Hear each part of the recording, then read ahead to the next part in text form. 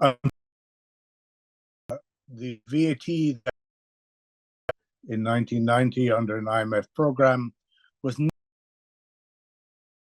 either by our officials or politicians. Signed, and it's been made worse. Nothing that it was supposed to do. It adds to the cost. It does not provide information on cheating. So it does nothing of the key. Pakistan is one of the lowest the efficiency ratio of the VAT in the world. Asking us to redesign the whole the governance system, modernize everything from blockchain to digital. A huge agenda. I disagree with it, but it's a huge agenda.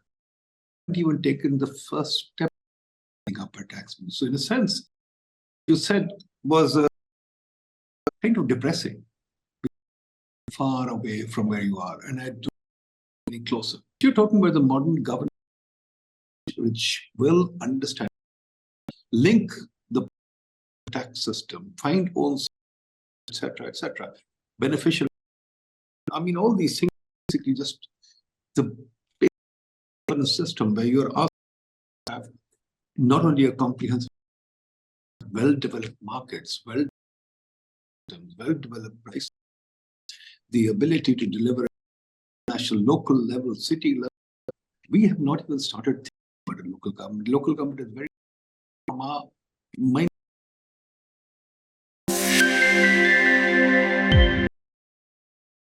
Welcome to the PIDE webinar. जैसे आप सबको पता है,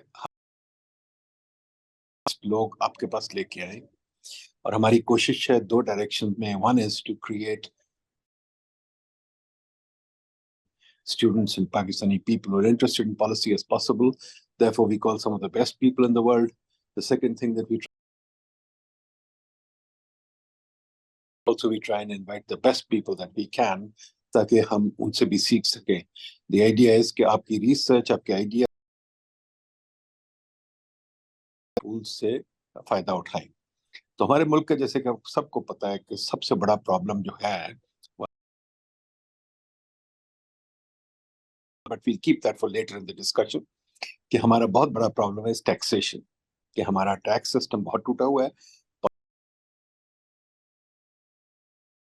To really honored to क्या कहते हैं welcome Ehtisham Ahmad.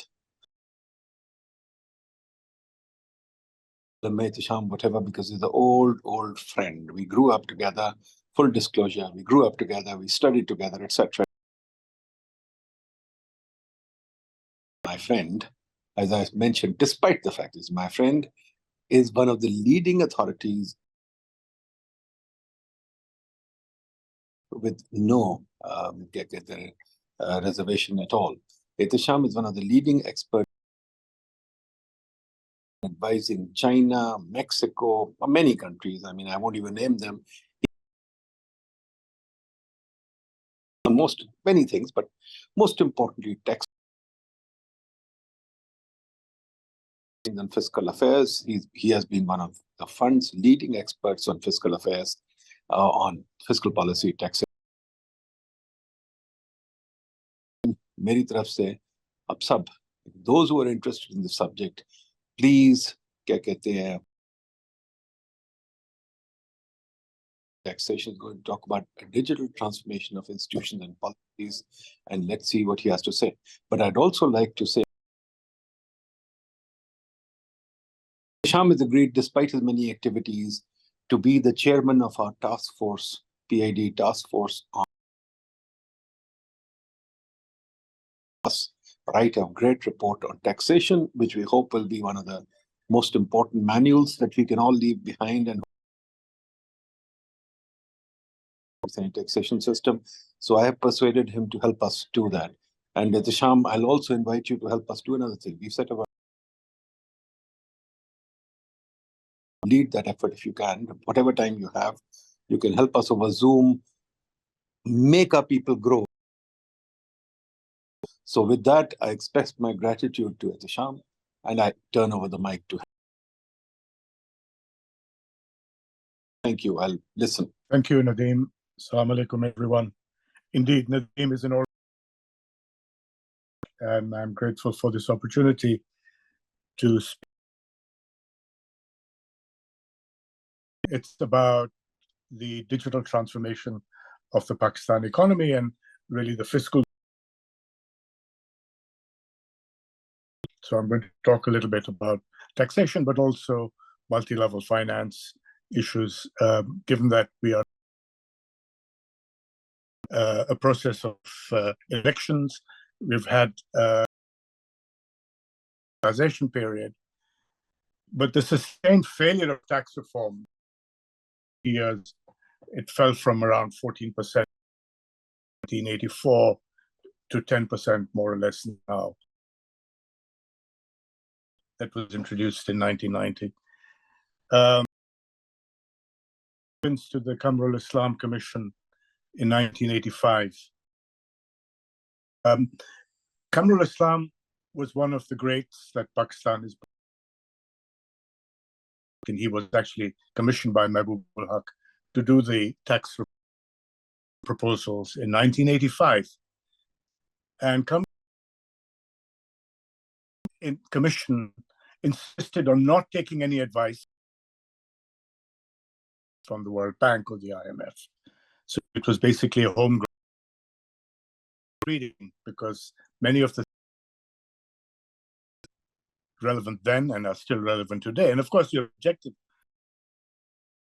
report was to take the tax GDP ratio from 14% to around 20%, but at the same time to make it more investment, exports, and transformation. Unfortunately, the VAT that was introduced in 1990 under an IMF program was never properly understood either by our officials or politicians. It was badly designed, and it's been made worse. And it has done nothing that it was supposed to do. It adds to the cost of doing business, does not provide efficiency, it does not provide information on cheating, it doesn't generate revenues, so it does nothing of the key objectives of a VAT. Pakistan is one of the lowest efficiency ratios. It's called the C efficiency ratio of a VAT in the world. And a consequence of the poor domestic resource mobilization is that the country is vulnerable. It's vulnerable to shocks. And of course, you've had a secular decline in basic public services and outcomes. And we have one of the most unequal distributions of income in the region and probably in Asia. So what we have is overall fiscal constraints which pander to vested interests, make us vulnerable to global economic and climate shocks. And on top of that, there was well-meaning focus on giving responsibilities to provinces and local governments, but it was very badly done. It was almost as if people were not aware of the issues that are involved in making a decentralization work. So I'm going to talk a little bit about that as well as the tax agenda. So really what we have managed to do is to give the assignments on education and healthcare without the financing. And at the same time, we've destroyed the coordination capabilities. Of course, also one of the key preconditions for accountable subnational government is own source revenues, in the sense that the province or city is able to raise additional revenues as needed. And that's not the case with shared revenues or with transfers. And most of the transfers and shared revenues are what finance provinces and local governments. So you don't have accountable subnational government. The risks are not reduced by bringing in private sector or public-private partnerships or special economic zones. Indeed, they're magnified when you don't have accountable government at the subnational level. And what we have seen now is that post the COVID crisis, many emerging markets are teetering on a debt spiral, including Pakistan, it must be said. And the ability to finance by foreign borrowing is limited at best. So what we have now is a situation where the public finances are weak, and this creates a state which is teetering. Now, Kamrul Islam made a very important contribution by pointing out that he wrote to Mahbub ul Haq in the interim report when Mahbub was still finance minister, and he said that the CBR then, as it was known, was the most corrupt of Pakistan's institutions. The final report, which was in 1986 after Mahbub had gone, he linked very clearly the revenue problems to corruption and smuggling, and pointed out that the instrument by instrument approach that was very common in international agencies, it's still common today, will not do. That you really have to have an approach that puts together the linkages and interactions across tax instruments, and also looking at administration as an integral part of the problem. So the issue of assignments, which is assigning spending authorities or revenue raising authorities to subnational governments, and the financing issues are completely and intricately linked. Unfortunately, what we have had is that people have copied the normative US policy model, which is very popular in the World Bank in the 1990s. But it's not really adequate for emerging market countries. And I'll talk a little bit about China, where this approach was rejected in the mid-1990s. And especially not adequate now in the post-pandemic era addressing climate change. So really looking at shocks and resilience. And then you have to think about what happens when you have greater reliance on digital governance, including tax administration, how to maintain provincial autonomy and local autonomy, which is a good objective, which involves, of course, looking at intergovernmental transfers, management of assistance, and including foreign aid. Now, of course, tax reform is not only about revenues. This is a point that Nadeem ul Haq has been on and on about, and correctly so. Now, as I said, the modern VATs were designed to ease the cost of doing business, create a unified economic space, facilitate exports, and did nothing of the sort in Pakistan. And much of that is due to the fact that people didn't really understand the VAT. And they thought that an exemption in a VAT is the same as an exemption in the sales tax or the income tax, which it is not. An exemption in modern VAT parlance is not used at all. Modern tax laws use the term input taxed. So when you're exempt under a VAT, you are input taxed, and that's not something you want. So really, people have not understood this. But of course, every exemption means that all the cumulative taxation to that point is lost, in the sense that it gets incorporated in the cost of that firm and cannot then be offset against liabilities or refunded on export. So really, the more exemptions or more input taxation we have, the less competitive the country becomes and the less able to compete on the international market. Of course, what we have ended up doing is splitting the VAT base.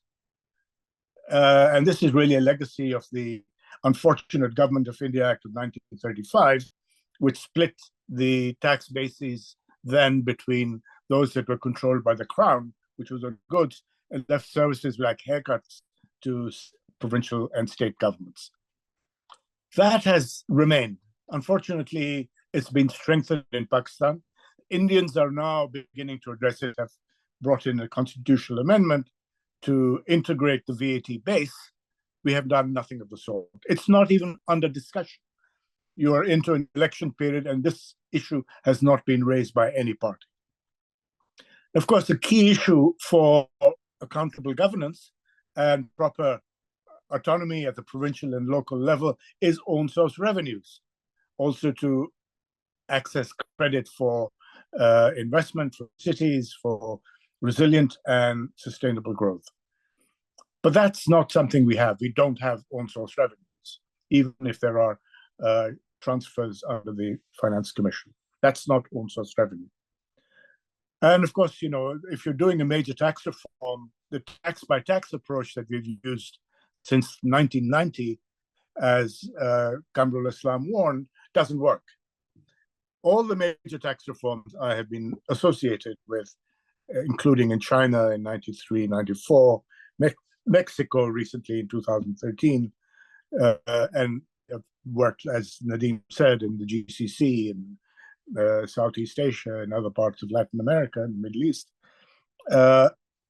Tax reform has never stood on its own because you have gainers and losers. So the political economy of tax reform involves a joint consideration of VAT and transfer packages to offset gainers and losers. That's been the case in Mexico and also in the Chinese case. What do we hear from a lot of experts, including the IFIs today? Three things.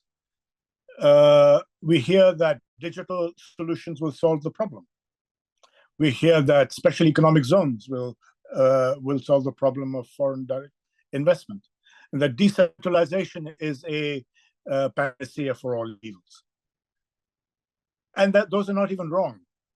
But how do you do these is important. So if you're thinking of revenue generation, just using digitalization for revenue purposes has to be linked to a growth strategy. And this is something that Nadeem has correctly been emphasizing ad nauseum since he was in the Planning Commission.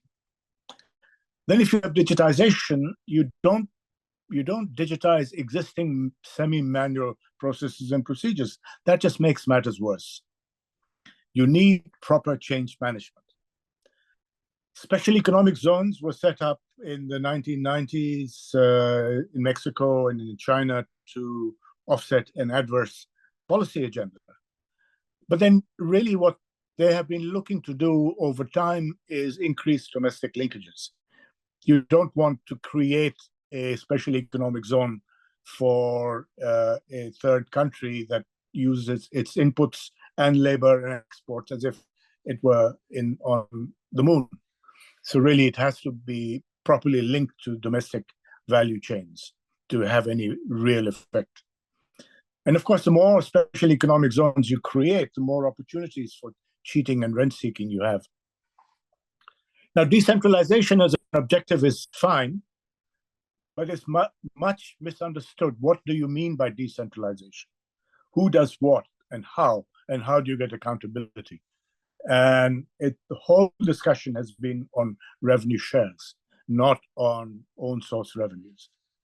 So really, there are major interactions between who does what and the revenue and financing handles. As I said, I'm going to draw on China and Mexico because I've been working in both countries since the 1980s, almost as long as I've been working on Pakistan. So it's useful to keep in mind a book written by Santiago Levy, who was the Social Security Minister who brought in the Oportunidades Progresa program in the 1990s, which is copied around the world. And Benazir Income Support Program is based on that. His book I think it was 2008 at Brookings was Good Intentions, Bad Outcomes, How to Avoid These. And it's useful for people to know that the Mexican special conditional cash transfer has now been abolished. I'm not going to talk much about that, but it's useful for people to keep that in mind. Now, not everything is bad in Pakistan. As I said, we've had people of great stature. Mehboob ul-Haq, recognized internationally. Kamrul Islam, many of his juniors turned out to be vice presidents in the World Bank and other international agencies, were second to none, IQ second to none. Now, we actually have a very interesting success story, and that's the handling of the COVID crisis, piloted by Dr. Sania Nishta. We have, of course, as you all know, a state-of-the-art ID system, the national ID number, NADRA.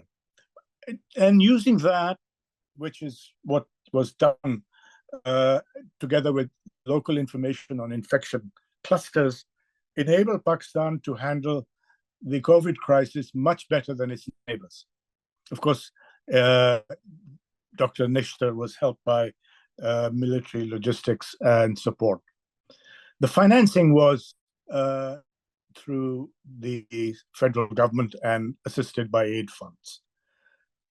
Now, contrast that with what happened in the flood relief, with one of the most terrible floods we've had in the last 100 years, where monies were distributed through the MNAs, and PM Shahid Haqqan Abbasi in the Dawn, May 1 of last year, emphasized and reiterated that at least 40% of that money was stolen. So we have bad examples and we have good examples of people and policies. So what you draw from the COVID response is that you needed local information and implementation, but you needed national coordination and finance.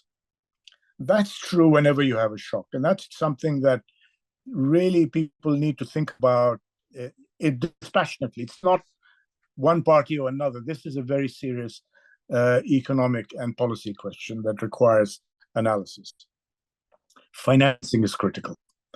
So some general considerations. There's now a lot of reconsideration of how fiscal policies are designed and implemented. There's a new book by my former boss, Vito Tanzi, just been published by Cambridge University Press. And it talks about the market fundamentalism, which was adopted on both sides of 19th Street, the IMF and the World Bank, assuming that markets will always deliver. The point is that with shocks and uncertainty, markets do not deliver.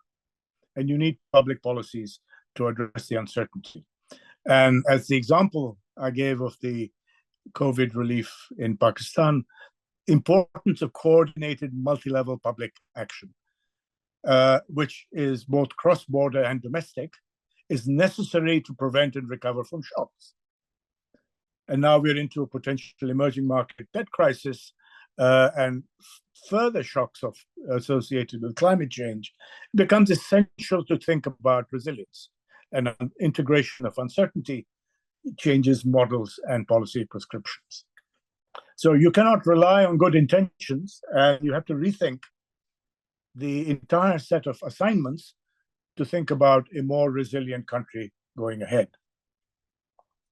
Now, what we see from the climate change reports that the World Bank is conducting for most countries is that the huge investment needs over and above the investment needs for the SDGs.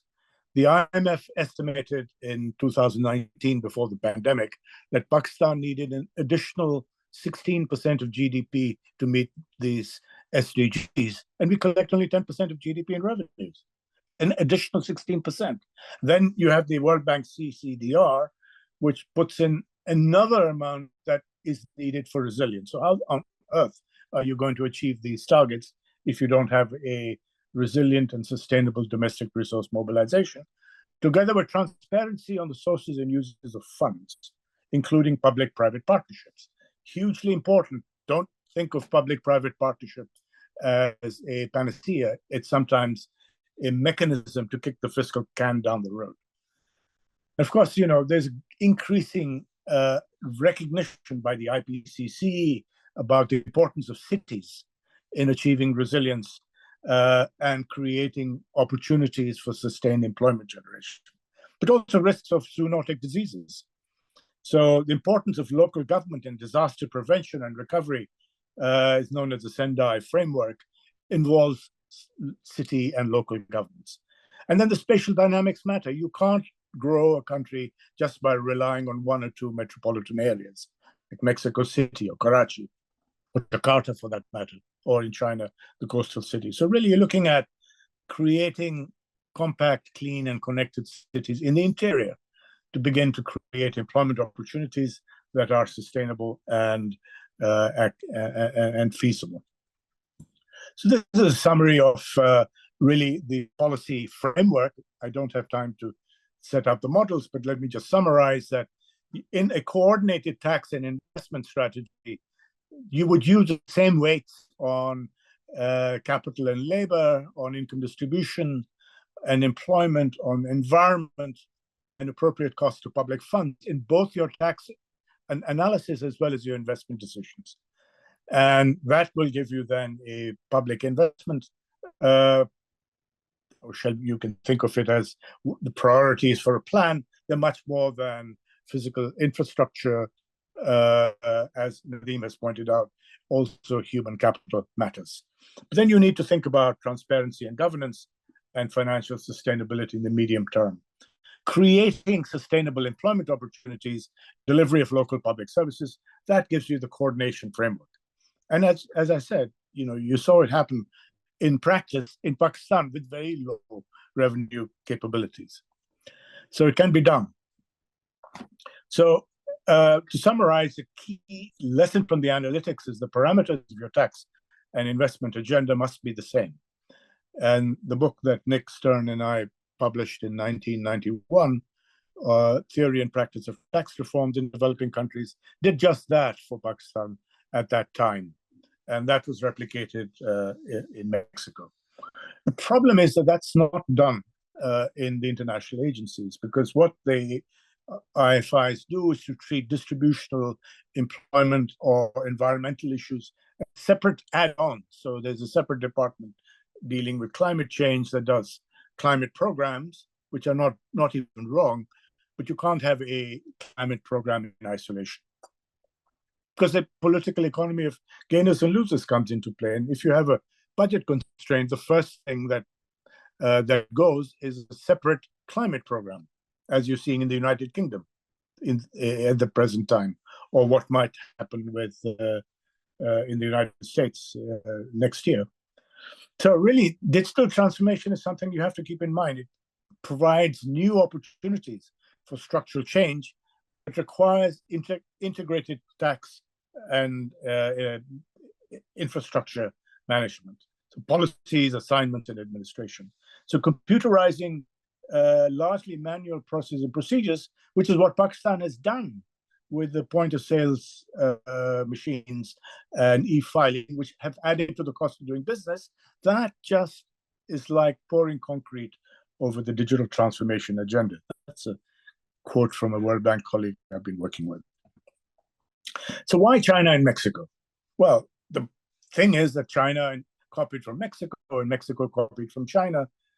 But China did much better in copying from Mexico. So in 1993, China decided that it had to fix its tax GDP ratio, which had fallen from 30% to 10%, and it decided to do that through VAT, which Mexico had done in the early 1980s.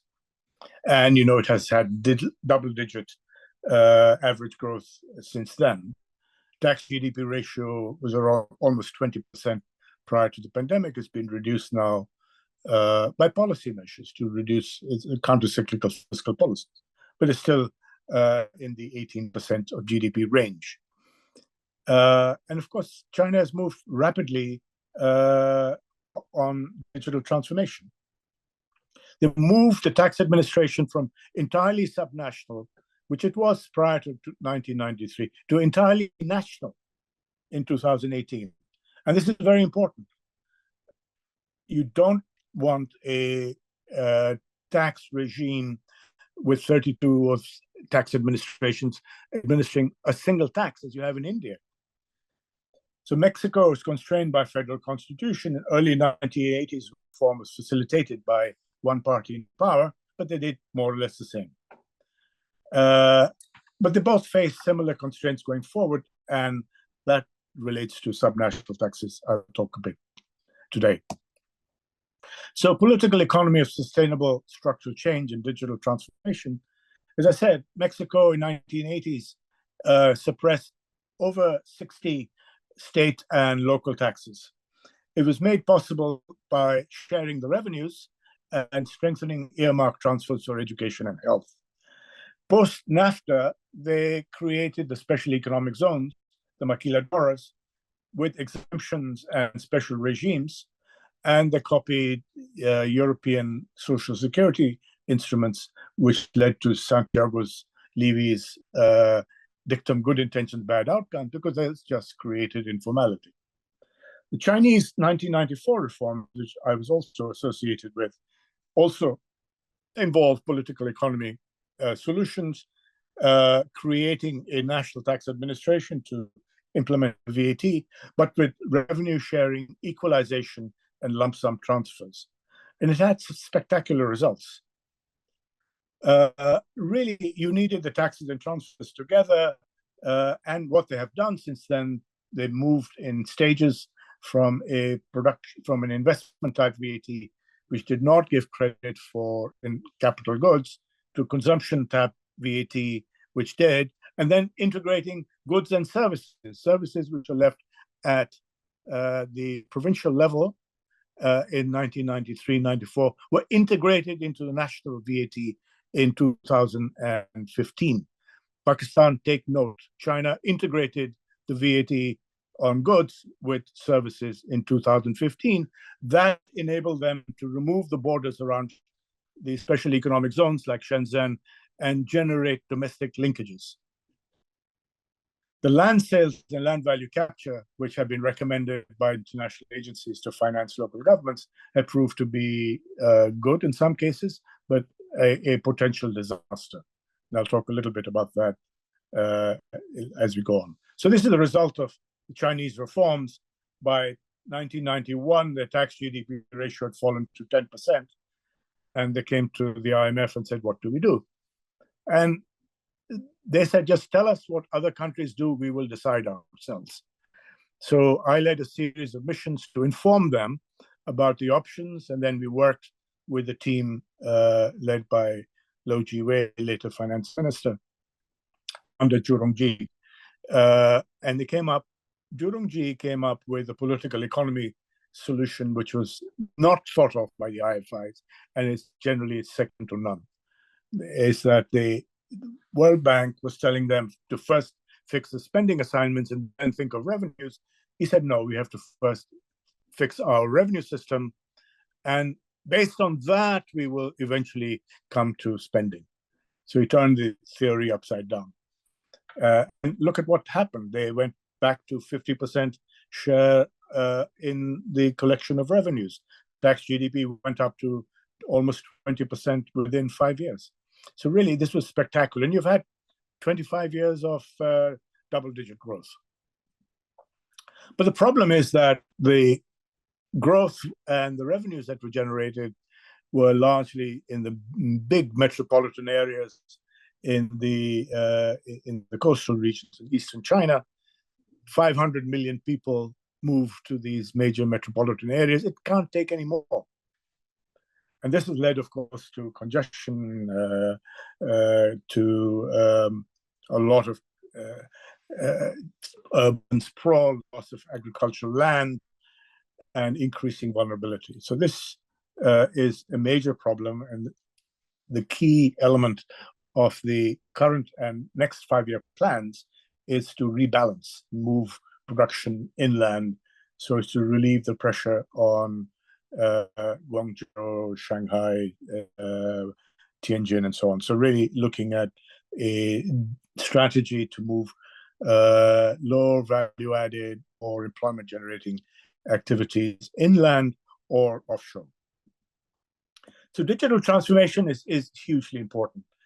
The reason why you've had preferences and exemptions, both in the VAT and income tax, is to attract investment or to or for distributional purposes, and they don't work.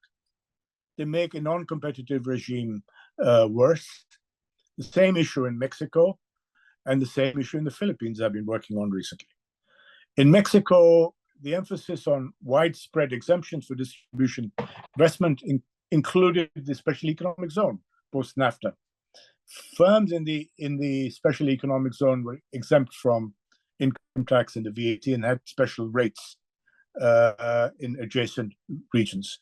And exemptions in the special economic zones now need to be revisited in light of the global agenda on BEPS 2, which is the global pillar on international tax cooperation. So you giving a income tax exemption to foreign firms in special economic zones means you just end up subsidizing the treasuries of countries they're registered in. So unfortunately, the more exemptions and the more special economic zones you create, the more the incentives to cheat go up and the ability to do so. This was Kamrul Islam's warning, preceding the work on Mexico more recently. And prior to 2013, Mexico tried to fix the income tax, tried to fix the value-added tax. I took commission in 2007 when Carstens, my former boss, was finance minister. He said, don't even talk to me about the VAT. I can't fix it. So because of strong vested interests, none of those reform efforts worked. And the non-oil tax GDP ratio was 10%, and C efficiency of the VAT was like Pakistan, around almost 25%. But they carried out a major reform program which learned from the Chinese, offsetting gainers and losers, bringing in all taxes together. This was Kamrul Islam's idea, and they did it in one go in 2013. The tax GDP ratio in Mexico went up 4 percentage points almost immediately. But this is the cheating story. You know, my good friends in the IMF think that large taxpayers are honest. This is the blue column on the right-hand side of the diagram. Unfortunately, what happens is that with the exemption limit, and this is standard in most VAT cases, in addition to the other exemptions that Pakistan has, so firms below the exemption limit are invisible, but so are firms above the limit. So they are invisible because they transact with firms that are outside the tax stack. It's very easy to do in Pakistan. So that's the story on incentives to cheat and the ability to cheat. It's a very simple story. You don't have the information. And the tax system and the way it's been set up facilitates that. And it's made worse by the special economic zones. So you get import fraud, export fraud, and carousel fraud. And in the Mexican case, only half of the temporary imports into special economic zones leave the country properly. That is either being input into production or exported, re-exported. Most of them were, half of them, meaning were smuggled inland, which is Pakistan case as well. So what Mexico did in 2013 was to use a package of tax reforms.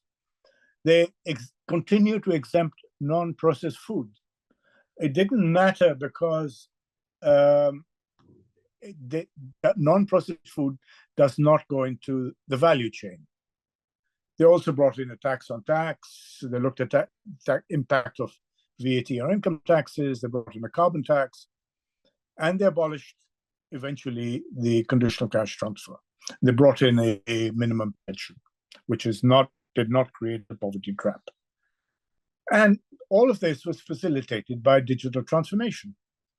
And the digital transformation that Mexico used was integrating small taxpayers through e-receipts, computerized record keeping, and point-of-sales machines.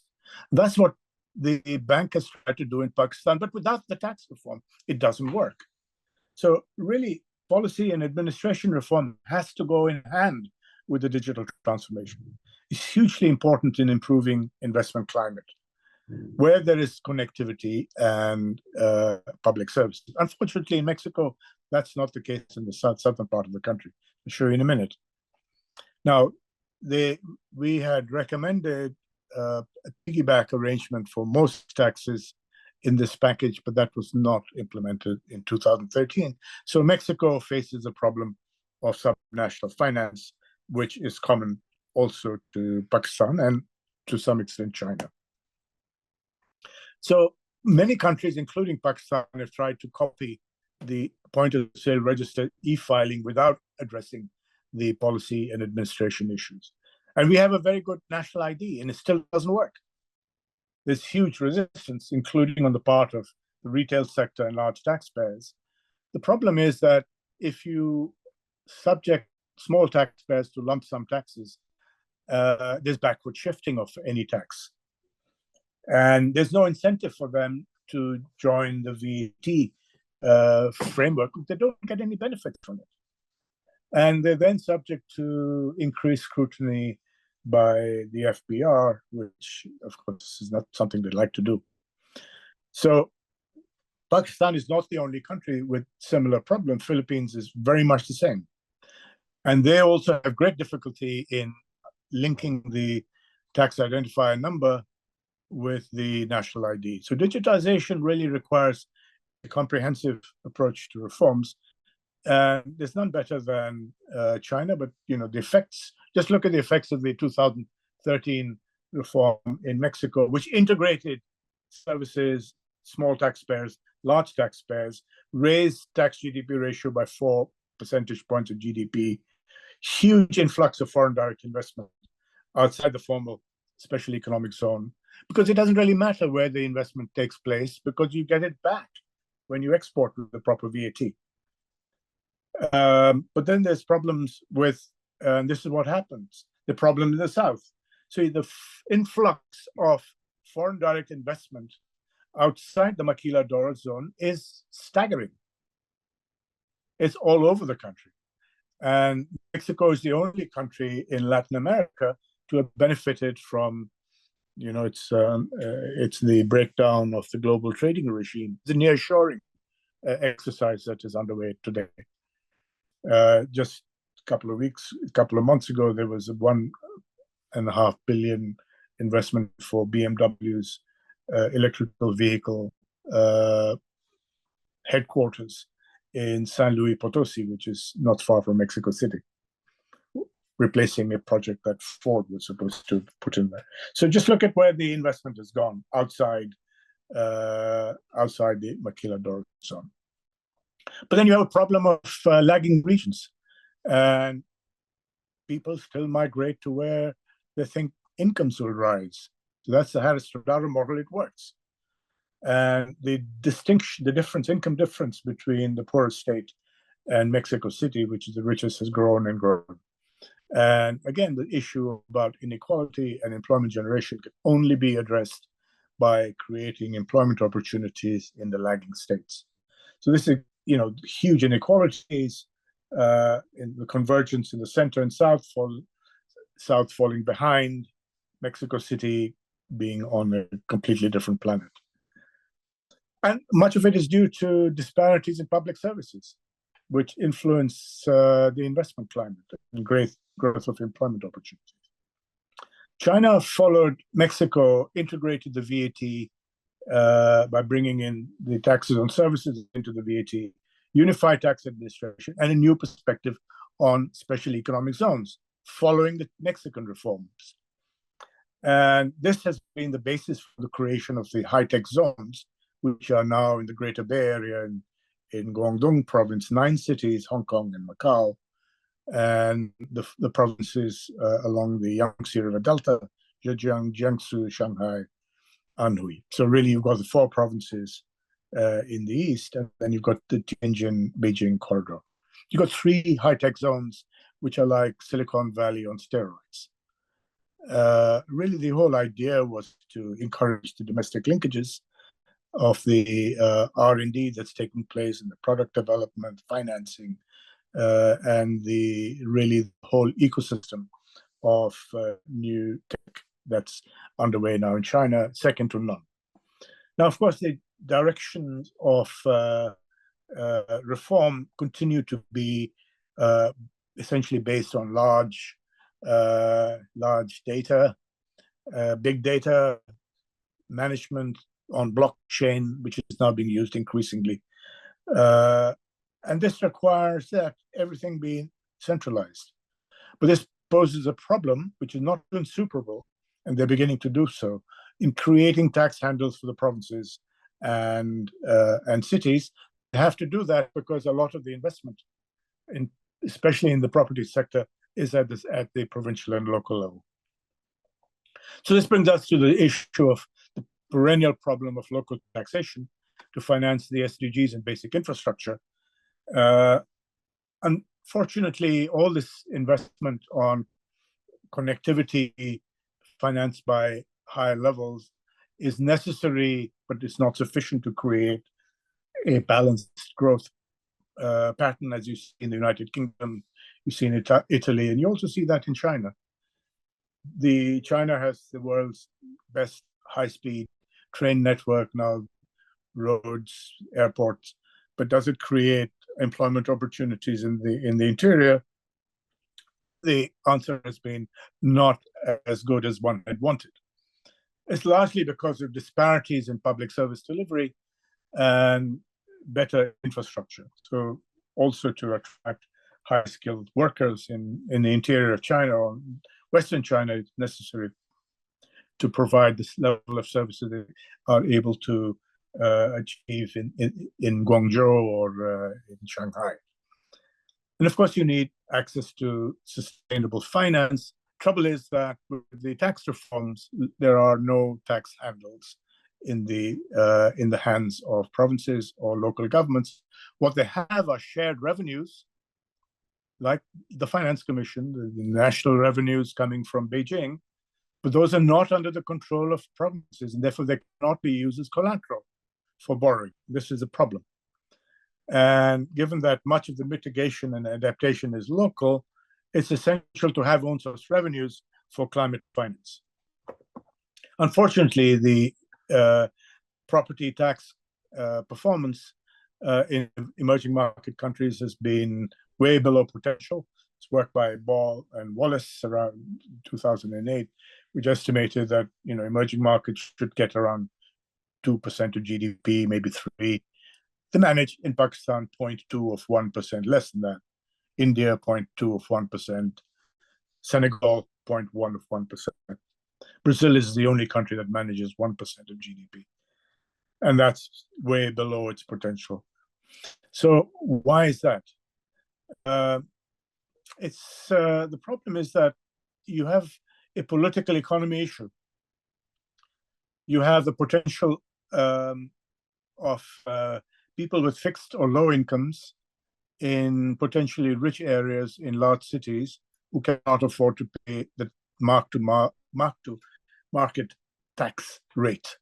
So that's been the problem in India, and is likely to be a problem going forward in the Pakistan case. Now, of course, the UK, which had a valuation ownership model, which is the US model, abandoned it in 1989. Margaret Thatcher abandoned it because she said, I don't know who owns what property in London. Half of it's owned by one man, and his ancestors grabbed it in 1066. So how the hell am I going to value these? So there's a huge expense on cadastres and valuation, but that doesn't address the political economy problem. What the IFIs suggested to China, and they did, was to sell land. So they sold state land in and around the large cities to property developers. Money was put into public-private partnerships, which could borrow, and whereas local governments could not. And those created a lot of the infrastructure, you see. In some cases, as you see in the large cities, it's quite good. The problem is that a lot of this was on the basis of borrowing.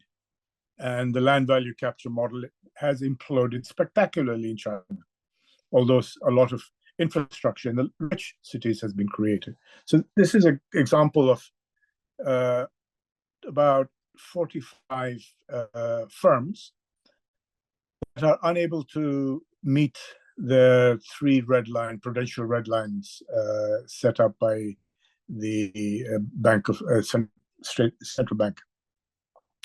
So we've seen warnings from Everbright since about 2018.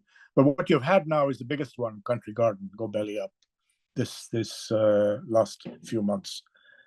And that really is a huge, huge problem of global proportions.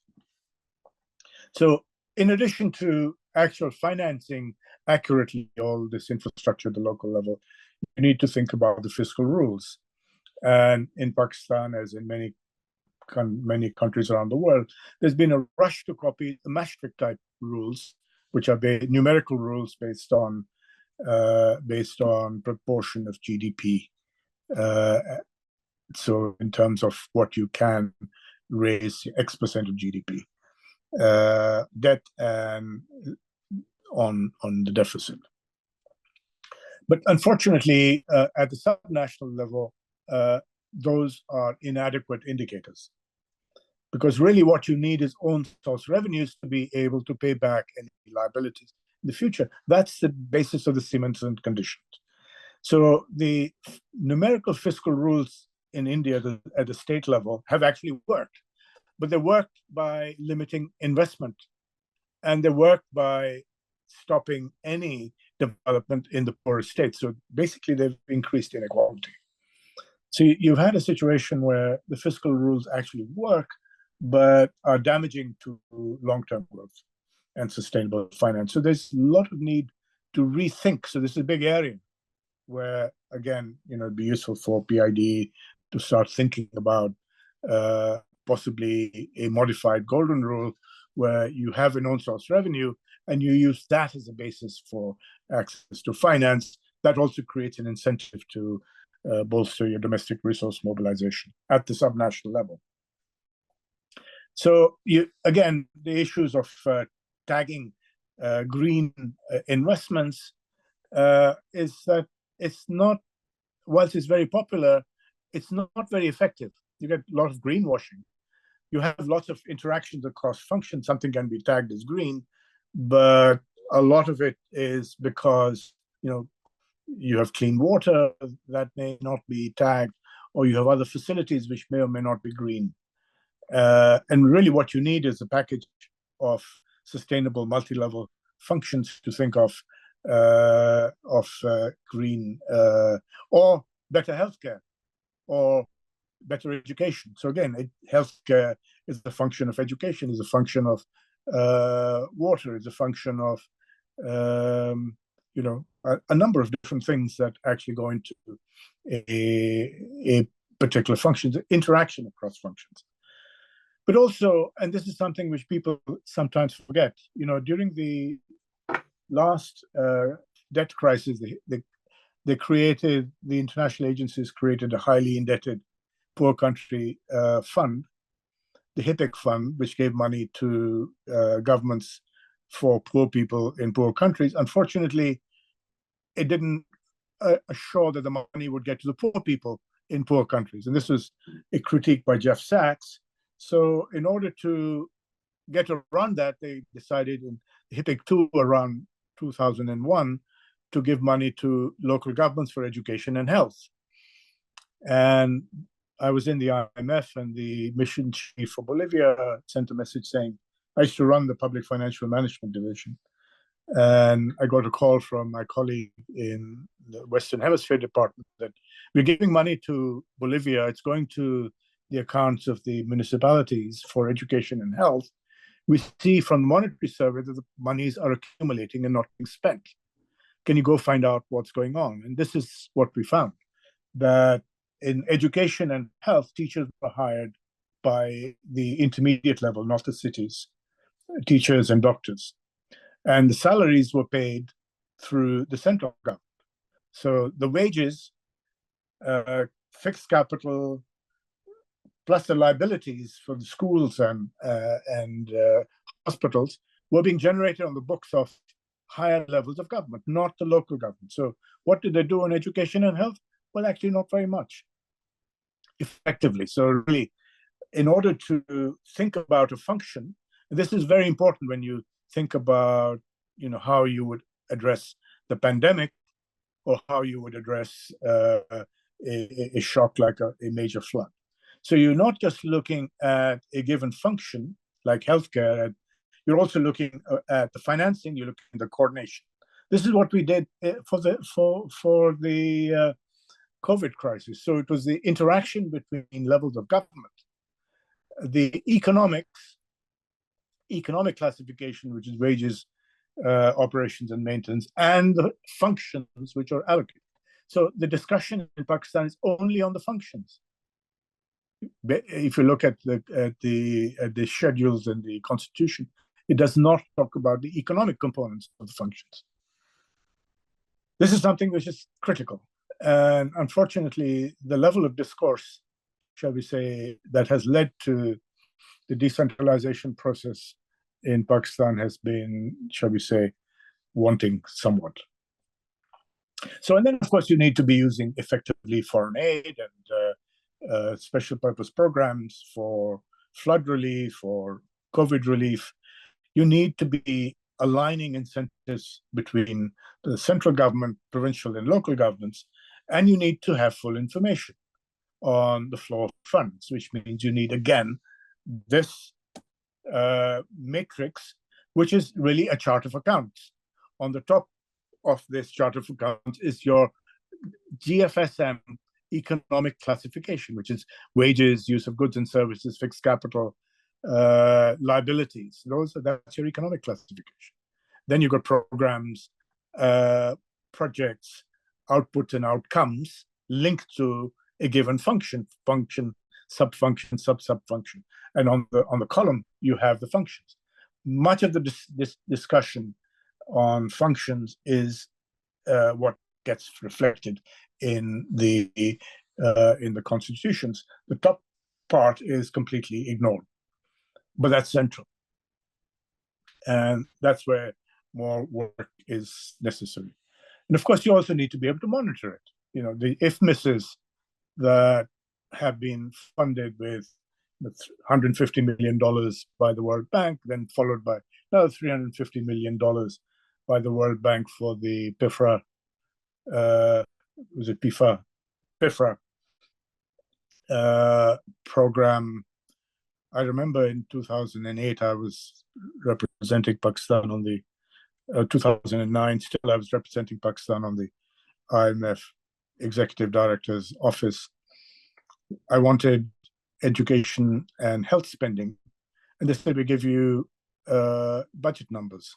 This is Ministry of Finance. After a $150 million project on IFMIS, they couldn't give me the numbers on actual spending.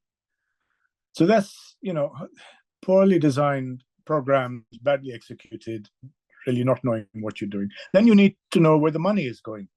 If you're going to have full trust by local governments, by provinces of a central arrangement for tax administration, we'll come to in a minute, they need to know where the monies are going. And for that, you need a treasury single account. We don't have one.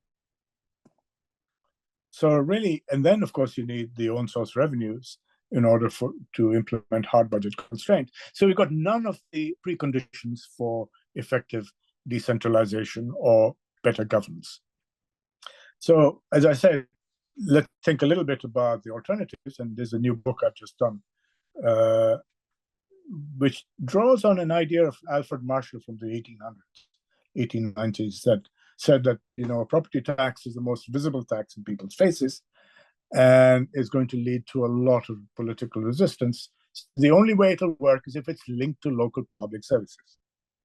And that's what we have just published book, which I recommend that PIDE library get. Happy to talk about it in a separate seminar, but let me just draw a couple of conclusions for Mexico and China from this book.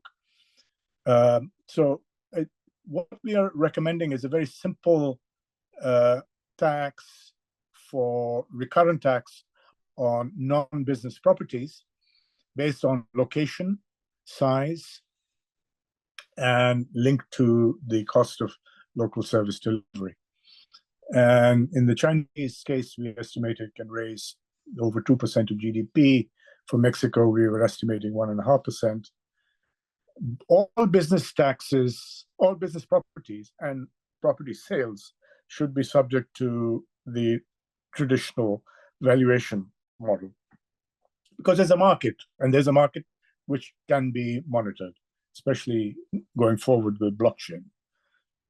But then the integration of blockchain with the tax administration is essential. You can't let every local community have their own blockchain system. It doesn't work that way.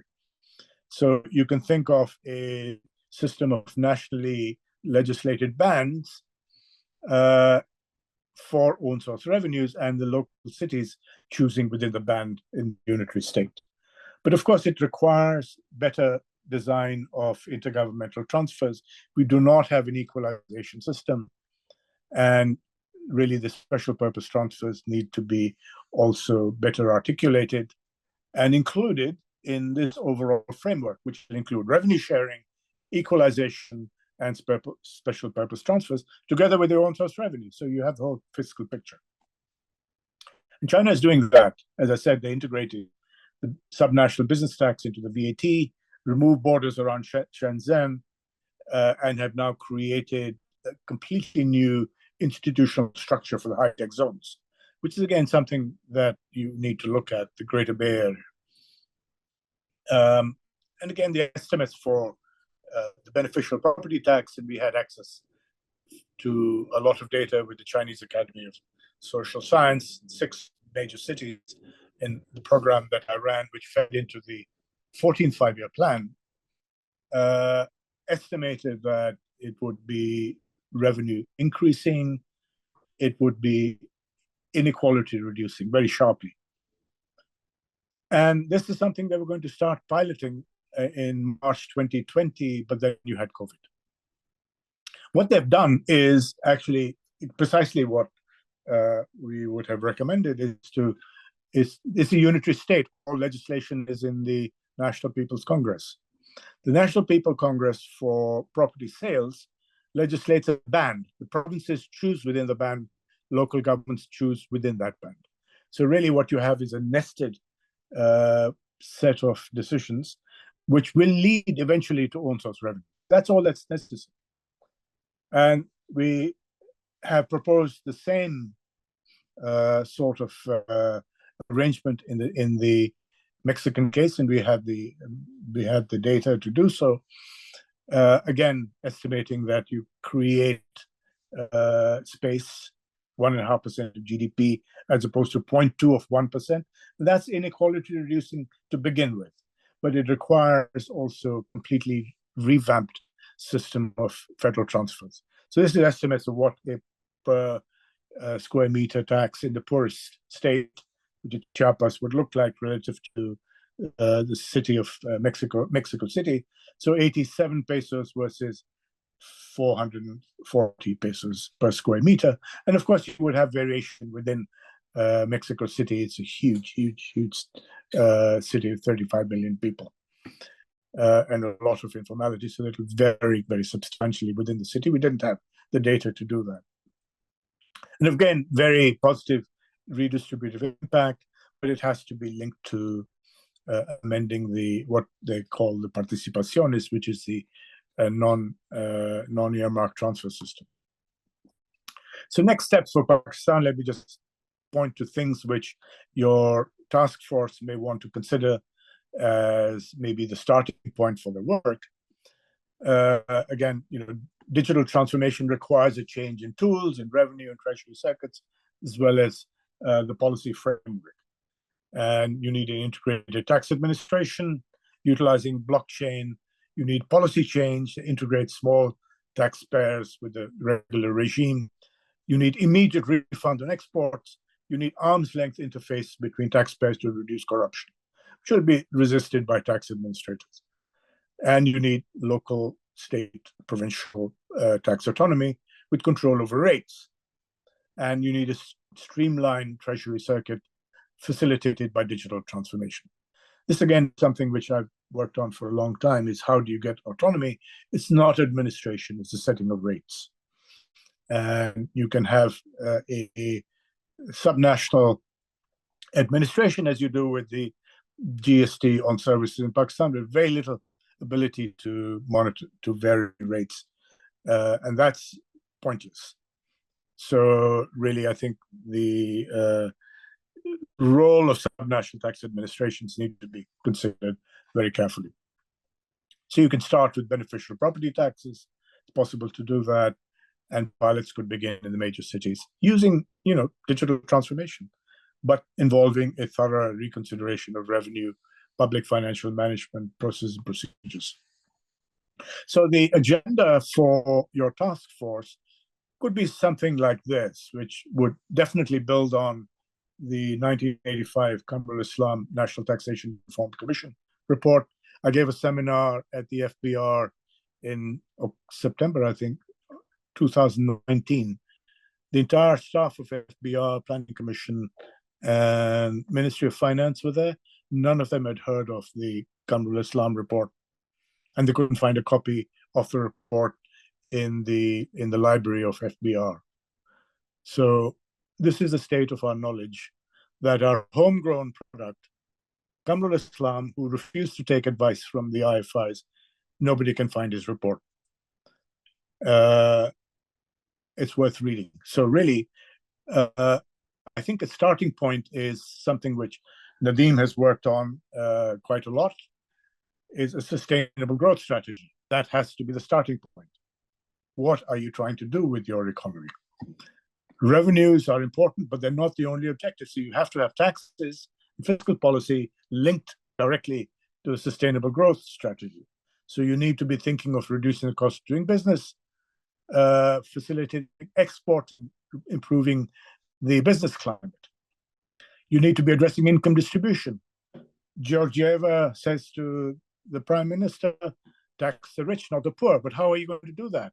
If you just rely on the personal income tax, which in Pakistan is a tax on formal wages, and you reduce the threshold, you end up taxing the proceeds, not raising any revenues.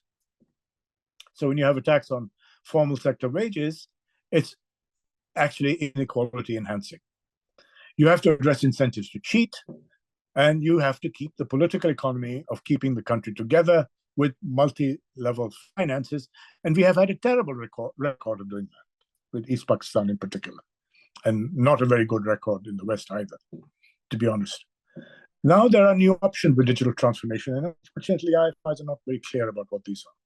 They were not available to Qamar al-Islam, but they're not adequately addressed by many of our advisors.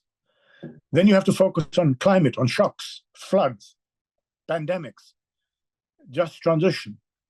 It cannot be addressed through add-on, separable programs recommended by the IFIs. Can't be done. You have to focus on one objective. If you focus on one objective, say revenue, through turnover taxation, and third best options, you get third best performance. There was a serious recommendation for Pakistan to move to turnover taxation to increase revenues. You do that, and you kill your exports. So that's not very smart. Although the papers underlying that it's achieved a lot of acclaim internationally, but don't take it seriously. And of course, you need to look at interactions across instruments with policy administration, incentives for corruption, smuggling. Qamar al-Islam to Mehboob ul-Haq in the interim report, CBR is the most corrupt of Pakistan institutions. They hadn't seen anything yet. And marginal adjustments to existing instruments will not do. So that's a starting point. It's your agenda and the key issues that will go into it. Then you have to reform the badly designed tax instrument. They're all badly designed. Dysfunctional system going back to Government of India Act 1935. They have not progressed from a colonial broken system. It's beginning to be addressed in Pakistan. In India, Pakistan has just doubled down. None of the major taxes performed as should be. If you have split VAT, GST must be addressed. This has been avoided by politicians. Now also the IFIs, the last person to address it was the IMF mission chief in 2012, Adnan Mazari, who said no VAT, no money, but that's been forgotten since then. Nobody talks about the VAT, not the IMF, not the World Bank. It adds to the cost of doing business, discourages exports, prevents regional and provincial integration. Split VAT with exemptions does not provide information to stop cheating, including in the direct taxes. And it doesn't raise revenues, for heaven's sakes. PIDE, the personal income tax, is a tax on formal sector wages, hence regressive. The corporate income tax is dismal collection and dismal coverage. The land and property taxation are nuisance taxes benefit local patwaris and local officials, doesn't raise revenues. And tax administration remains a problem, duplicative, constraint on doing business, and better compliance. So really, it's a terrible tax system. And you need to be looking more carefully at the political economy constraint. Bring in subnational interests. Revenue shares and split bases do not lead to accountability. That's the basis of our financing of subnational government. And on top of that, when the IFIs tell you to cut the agreed shares under the Finance Commission, you're cutting the SDGs. I mean, what are you doing? And the absence of own source revenues does not, actually setting up own source revenues does not mean you need subnational tax administrations, but setting rates at the margin and immediate flow of funds to the accounts of the provinces and cities. So really that's work on the public financial management that has to be part of tax reform. And it needs to be coordinated with the redesign of the intergovernmental transfer system to offset any losses at the subnational level, including provinces and cities. So really looking at a component which is revenue shares for political economy purposes, having an equalization framework, we do not have one, and tighter definition of special purpose and planned transfers, and learn from Australia, China, and Mexico on that. And then, of course, you've got potential for digital transformation is huge. The IMF in the recent paper talked about point of sales registers and e-filing, and that's been emphasized in Pakistan for some years. It's not worked. It's not wrong. Doesn't work because you can't do it without changing and overhauling your policies and administration. And you need an arm's length administration. You need to take the FBR off people's backs. Then you need own source revenues and piggybacks on income taxes, excises, beneficial urban property taxes, modified tuition. That can be done and can be done quickly. And of course, integrated tax administration policy redesign perhaps needs a new tax administration. Could be under the Council of Common Interest. Someone has to manage blockchain for asset transactions, both real and financial, satellite imagery and big data, and better integration of the national ID number with the TINs. Coordination with NADRA on its own, they've been trying that since 2004, hasn't worked because they haven't thought through it carefully. Then you need to streamline payment systems and treasury single accounts to ensure immediate crediting of subnational revenues and refunds on export. So that's the agenda for the finance commissions, or your report on Pakistan to follow. Thank you very much, Ehtisham. That is indeed a very comprehensive overview. But let me just summarize from what I understand. You are asking us to really redesign the whole social contract in the governance system and really modernize everything from blockchain to digital transformation. A huge agenda. Not that I disagree with it, but it's a huge agenda. We haven't even taken the first step towards cleaning up our tax bill. So in a sense, what you said was kind of depressing, because we're very far away from where you are. And I don't think we're getting any closer. I was just today looking at the manifestos that are coming out, and quite frankly, honestly, we are sitting, I mean, to call them manifestos is something else. It's just pathetic. The wish lists that are coming out from the political parties, they don't seem to even understand the beginnings of what you're saying. I mean, they're sort of like light years away. They still think they're living in 1816 Lord Macaulay's land, where they can promise doubling of incomes and free electricity and everything and get votes.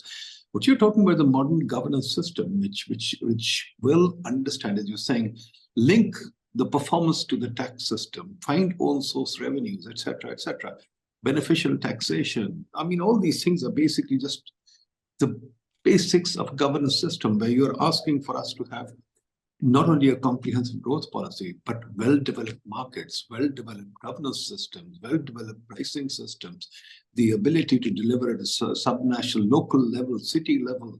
We have not even started thinking about a local government. Local government is very far away from our mindset. and everything is run by the colonial civil service, etc., etc. Anyway, I won't take a long time asking you any questions at all. As I said, I have told everybody I have a lot of chance to talk to you, but let me bring in the audience. So Mahmoud Khalid, go ahead. Thank you very much, Professor. It's always a pleasure to listen to you.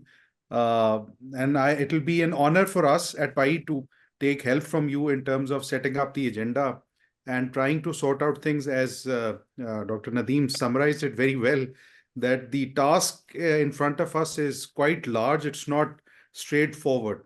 Now, my quick request for you to please elaborate more on it is that can Pakistan type economy really follow the reforms which has been taken place in countries which has a different setup, like you have given the example of Mexico.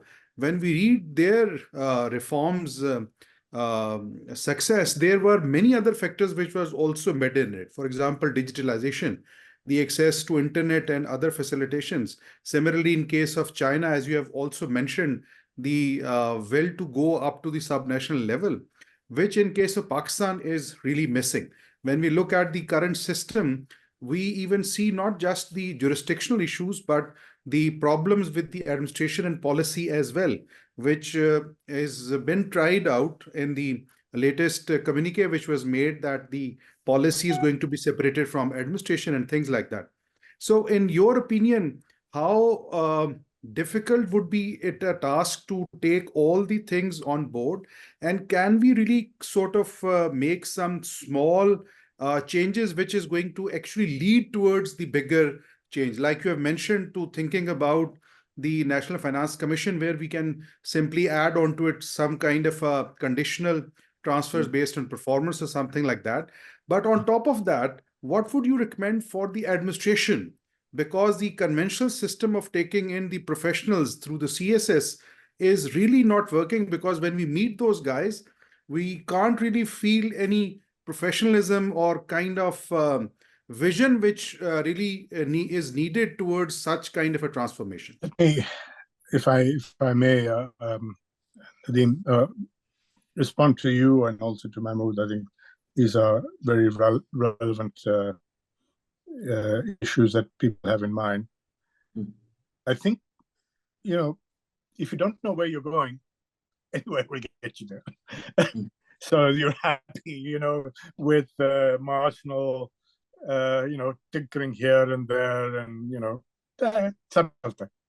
So I mean, if you don't know where you're going, which unfortunately is the case, everyone's happy or not, and then you're dictated to by whoever has vested interests. So maybe the international agencies, maybe great powers, maybe greater powers.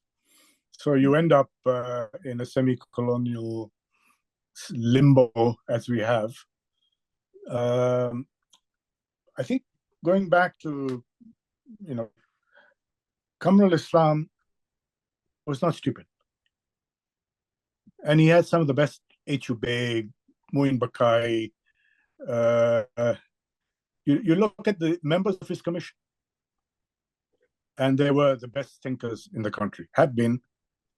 And he was reporting initially to Mahbub al-Haq. You had the best minds, possibly in Pakistan and possibly in the world, who were thinking about these issues. And just start with his basic proposition: don't go tax by tax and separate tax administration reform. You're not going to get anywhere. He's right, because every tax has gainers and losers. And the trouble is that even marginal fiddling around, as you saw, SRO 283, the fight I had with some of our friends at the time, was that every marginal change raises a howl of protest. Point of sales machines and e-invoicing, and you get the retailers coming out on strike, and the army backs down, or Imran Khan backs down immediately. So you have no idea where you're going, how it fits together, where you should go. So I think really there needs to be, and I think you have a unique opportunity sitting as a think tank apolitical think tank to begin to put some of these things on the table for the election process. Why are you not talking about resilience of this country? How are you going to support this country? It's not, in the far future. It's tomorrow. This country is not out of the woods. You're teetering on a debt vortex. So it's not something you can carry on as business as usual, and Uncle Sam will bail you out, which has been the mantra over the last 50 years. It's not going to bail you out. You better get that straight, or it'll bail you out at huge cost that you may not like. So I think setting the agenda is hugely important, getting it out there and into the political dialogue, and then getting good work. The trouble is that, in India, you have finance commissions. There are 5 years of analytical pieces of work. They may produce some outstanding work, some not so good work. They're also constrained by the constitution and martial changes therefrom. Why did they focus on a constitutional change to fix the VAT? And we have gone the opposite direction. Constitutional change to go back to Government of India Act 1935. That's what our constitution change implies. We've gone back to Government of India Act 1935 because we don't understand the VAT. I mean, there's a basic consideration. What is decentralization? We don't understand it. Tell me, where is the articulation of the decentralization and governance process in the last constitutional round? Well, there isn't any. So, there are basic issues of policy, fundamental thing. Know where you're going, what are your targets. You've written about growth strategies, as long as I remember. That's the starting point, for heaven's sakes. Why hasn't it been done? Why is there no attempt to link the tax agenda to the growth agenda? Central. We talk about resilience, military resilience, economic resilience. Well, where is it?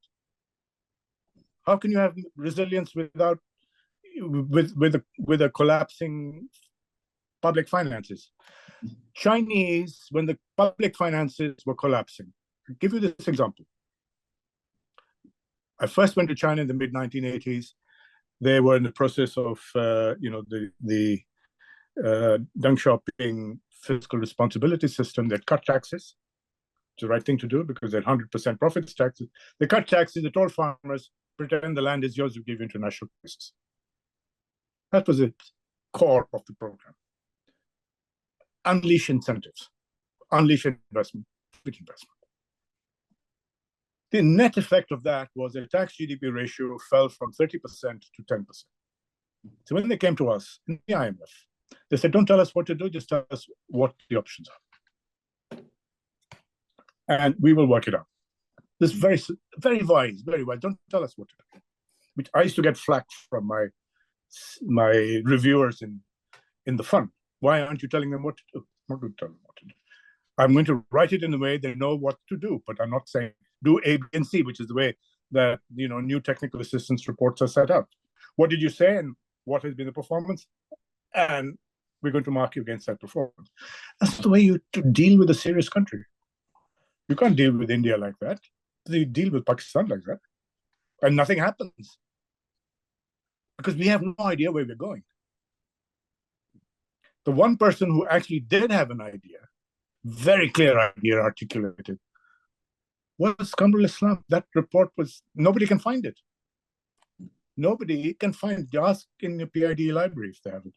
Ask if they have a copy of his interim letter to Mahbub al-Haq. Brilliant letter. Absolutely brilliant. Can't be better. Emphasizing also that he did not take the advice of the IFIs, did not let them into the premises of the country, of the commission. So it's homegrown. It's written by someone who was undoubtedly one of the best minds in the country. Using the best minds, the private sector, public sector, really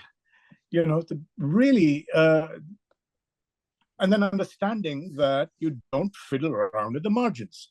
So what you're asking, what Mr. Mahmood was saying, well, let's bring in another program in the Finance Commission. Well, what difference is that going to make? You've got a broken tax system, and all you're doing is fiddling around in the NFC. It's going to do no difference. Nothing. You go from 58% to 60% or 60% to 55.5%, zero impact. You haven't addressed the main issue, which is how do you raise revenues, which is consistent with the growth story. No, it's not there. How do you keep the country together? How do you create the basis for investment? How do you, what are you using the special economic zones for? What is it doing for you?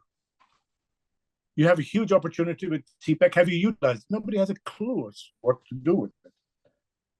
Huge opportunity, come and gone almost. I don't know. I mean, now the Chinese have Chabahar. What the hell do they need water for? And they're putting a railroad to Chabahar. So, I mean, we have opportunities and we're brilliant at losing them. So, I mean, as I keep saying, just figure out where you're going. I agree it can't all be done, but at least begin to put it on the table. Then figure out what you can do in a meaningful way. And you need a political dialogue on that. But you have to know what's wrong. And they have no idea what's wrong. They're all happy with the split GST. I mean, it's the worst thing that we could have done. I don't know if you remember the fights I had with our friend on this. You were there. I mean, it's almost too late to do anything. I don't know. What can we do? There's nobody serious in the government, unfortunately. Unfortunately, put it on the table. No, that's what we want to do. We are trying to do it. We're just putting out a huge agenda. You'll see it in a couple of days. You will see it very soon. But we will, inshallah, use your services or your offices, whatever good offices to do this. Let me bring in some other people. Fatima Sharif. Thank you so much. That was a great presentation.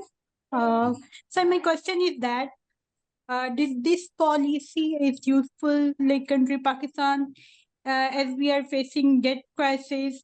What you suggest we have to then for breaking the debt chain? Did taxing more is good for us, or no? We have to focus on non-tax revenues. I'm not sure I understand the question. Could you perhaps? I couldn't hear it very well either. Would you mind paraphrasing for me, Nadeem? What she's saying is basically that rather than direct tax, you should try and increase tax, what do you call it? Non-tax. How, but nevertheless, you can try and figure it out. You need both. And really, when you have a broken tax system, just relying on non-tax revenues is not going to be sufficient. So, I'll give you an example. One of the only proposals that I have made that was accepted and was done by Shaukat Tareen actually in 2008 was the petroleum levy. And at that time, I suggested that they should bring in a petroleum tax, call it a carbon tax, and gain international kudos, and then fix it in terms of the wedge between domestic and national prices. And as international prices come down, you have a tax which is fixed. And he tried to do that, and they had to eventually call it a levy, because if it were called a tax, they would have to share it with the provinces. So it went to the courts and they changed it to levy. It's still there. But it's a tax. So what's the difference between a non-tax revenue, the petroleum levy, and an actual tax? It's done. It's a tax. Just recognize it, it's a tax. And you don't gain the credit you should have had in create one of the first carbon taxes in the developing countries. We've lost out on virtually every positive aspect of that, and a lot of backlash against it too. But it's to save them. The petroleum levy is hugely important, but it's a tax, just called a levy. So many of these things, and then there are many levies which you really don't want. There are lots of non-tax revenues, because every financing mechanism has implications, not just for revenues, but impact on firms, on investment, and on income distributions, for heaven's sakes. And that's all, everything has to be brought in. So tax revenues, non-tax revenues. If you read the book I did with Stern in 1991, it's published in 1991, the work was in India and Pakistan throughout the 1980s. And the Indian case was very interesting because we did a lot of work on rules and regulations and non-tax revenues. And there was a Dogley committee report to Justice Dogley that had looked at virtually all the existing laws and regulations since the 1980s, so 1880s, this thick. And virtually every firm would be guilty of one law or the other. And that was used as the way of keeping them honest or dishonest, the case may be. So really, you do need to be looking at that, but I mean, they're not necessarily the best thing to have. There may be cases where non-tax revenues are important and can be justified. But quite often it's to bypass a proper discussion on the tax system. And that's kicking the can down the road. And one of the biggest examples of that, public-private partnerships. Now, everyone is talking about public-private partnerships. This government is talking about public-private partnerships. Solve your problem. Heck, it won't.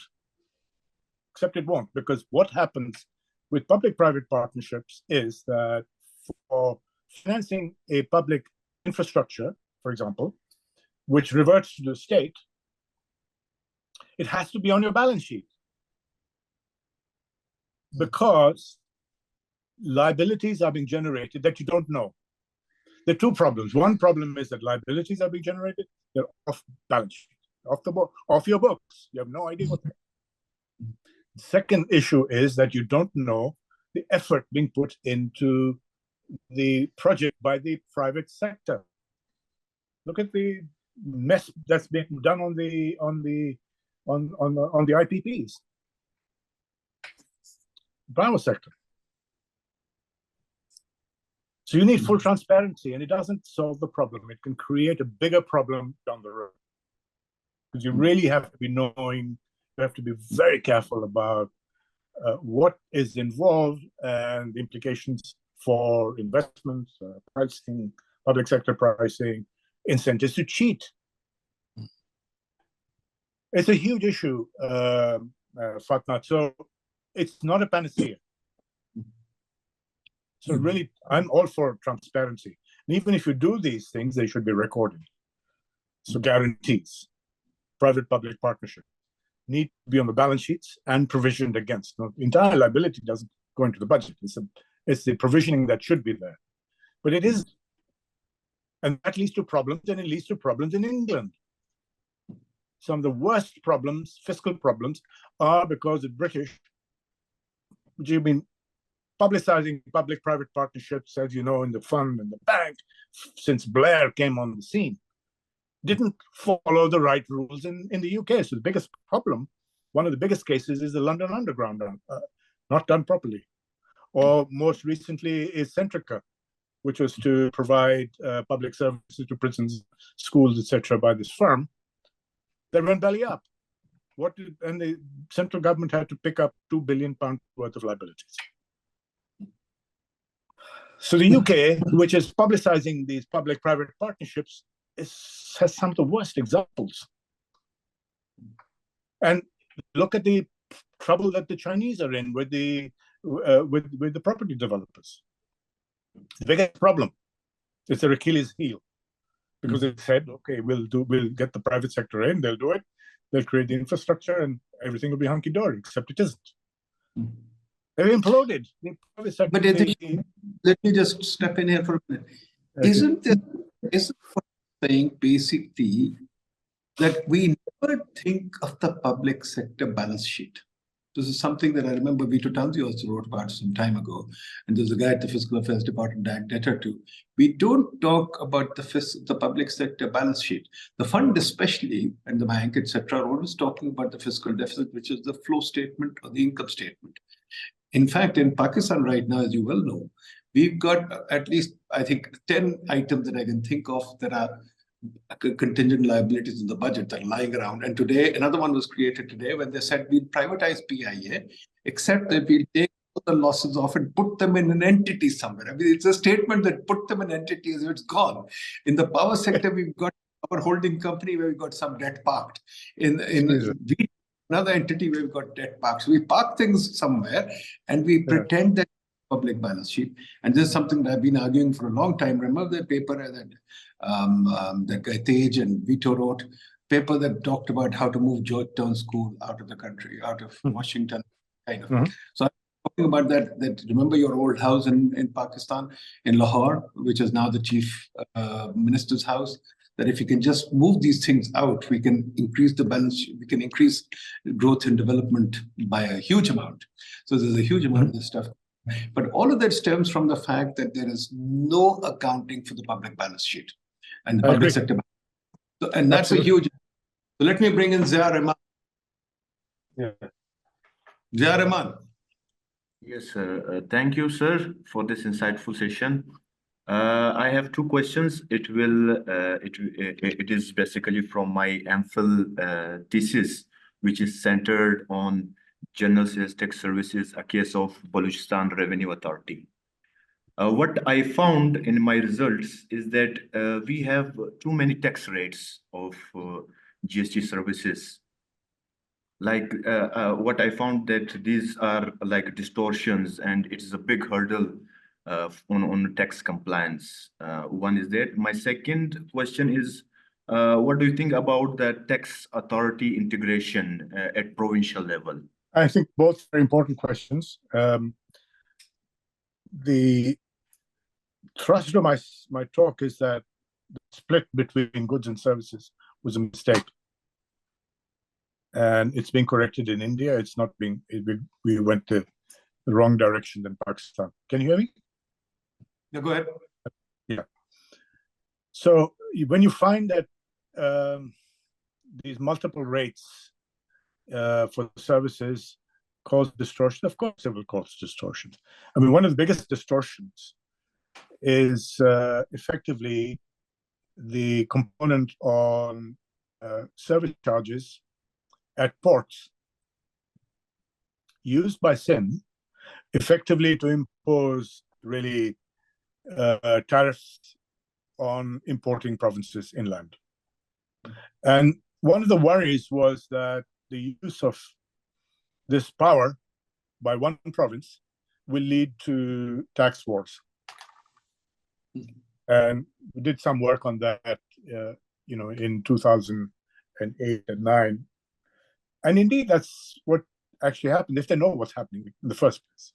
But effectively, that's what happened, or it kills investment. I think both things happened. So rather than the VAT being a tax which is conducive to investors, eases the doing of business, facilitating exports, just becomes yet another nuisance tax like the octroi used to be. They got rid of the octroi, but they've reintroduced it in this form, and you're no better off. So we're in a very bad place, to be honest. Really the only country in the world trying to do this, make this type of system work. Even the Indians are not. Even the Indians have recognized that that's not what they want to do.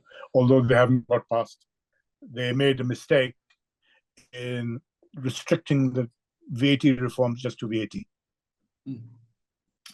And that's a mistake for the reason that the Chinese and Mexicans understood too well that one major tax creates gainers and losers across provinces. That's a big problem. And you can't solve that problem just in VAT space without creating distortions. So the response to one tax in isolation is that you start giving exemptions and special preferences, multiple rates, which destroys the tax. And it destroys the objective that the tax is meant to achieve. The best tax, and indeed, this is going against the advice of and work of my colleagues in the fund. When I produced that diagram, which I showed you and presented to the Mexican finance minister, a very bright guy, MIT PhD, Vidikara. He knew exactly what to do. And he did the reform 6 months before it went to Parliament. One line said that the tax administration has the right to audit any firm in the country. He effectively dropped the threshold to 0, which is exactly the opposite of what the IMF says. The IMF encourages you to keep taxing the usual suspects, decreasing number of usual suspects. And by progression, those usual suspects are pretty good at dodging your tax because they can transact with people that are invisible, firms that are invisible. So really, that's one of the reasons why the VAT doesn't work in Pakistan. People actually don't understand a VAT. What you have in Pakistan is not a VAT, it's a production exercise. Ehtisham, what I saw recently, my recent trip to Balochistan, I spoke to those people out there, the small traders, etc. And what I learned was fascinating, that these poor people, they have no opportunity other than trading with China. Iran and Pakistan. They have no other opportunity, and we want to close down their trade. We call it smuggling. And they tell me that, hey, what are we smuggling? We have 10 checkpoints at which we pay bribes. That's how this good comes in. They said, we are better off paying you a tariff and not those bribes. And they said, this thing that stops the tariffs is those people, not us. We are ready to pay you. But unfortunately, that's the issue that we've got. So I mean, somewhere along the line, we have to do something with this administration. You sound like Kamrul Islam. You have to do something with this. He understood that smuggling and corruption are integrally related. And unless you begin to tackle those things, you are not going to make any progress. It's the starting point. Absolutely. I mean, you have to read that report. No, I will. I'll find it tomorrow. Alia Khan. Alia Khan. जी डांटे नहीं आ रही हूँ. Alia Khan is a professor at PIDE University, a well-known person also from Chicago. Go ahead, Alia. I'm going to read something from the Business Recorder, and I would like Ehtisham Saab for you to comment on it. The caretaker government has finalized the restructuring plan of the Federal Board of Revenue. According to sources, the Apex Committee of the Special Investment Facilitation Council, SIFC, has given approval of the FBR's reform and restructuring plan. Now, given this hybrid scenario of civil-military relations in Pakistan, how do we move ahead in building any kind of political consensus for the kind of deep reforms that you are talking about? I have no problem understanding the validity and the necessity of the reforms, but how do we go ahead with it? Thank you. That's a very important and a very interesting question. I wish I knew the answers to it, but I think the first point would be to emphasize to the powers that be that you cannot have a resilient state. Cannot have a resilient state unless you do very major reforms. And that should apply to all the parties as well as the real powers. You're looking at a very dangerous neighborhood. You're looking at a resurgent India. You're looking at Middle Eastern turmoil. You're looking at international trade wars, which are, going to engulf you. So you better get your house in order. And it's not something that can be thought of as you do it in the next 35 years. It's tomorrow. You look at the gross financing requirement, just look at the IMF's fiscal monitor, 2 countries stand out, Egypt and Pakistan.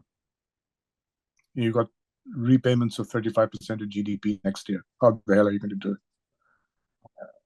So, it's not something that you can be lackadaisical about. Actually, the worry is that you don't even know what to do. And, you're making these, you're doing exactly the opposite of what Amrul Islam recommended, is that the tax administration and tax policy reforms should be in tandem.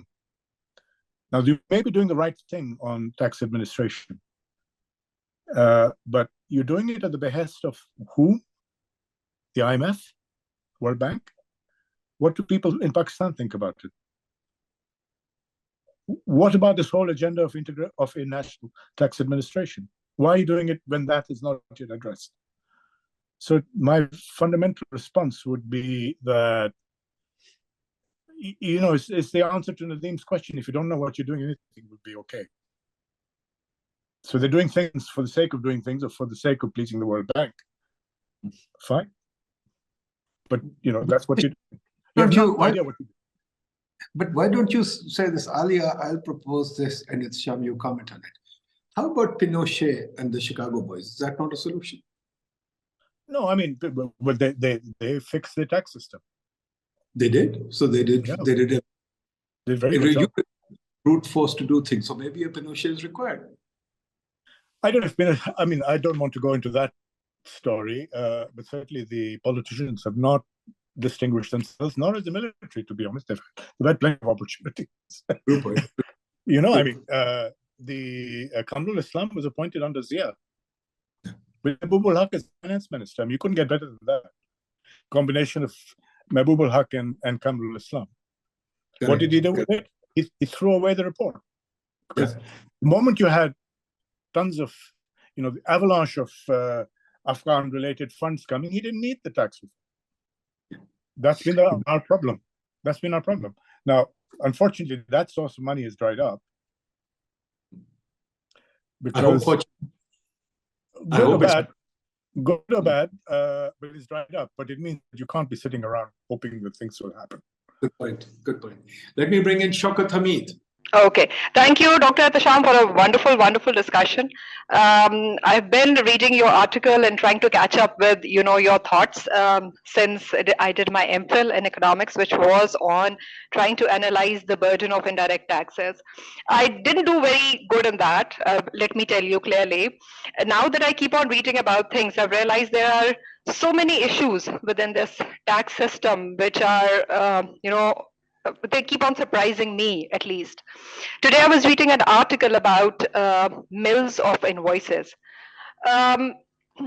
which was related to how this broken chain of VAT leads to firms which are only putting in invoices.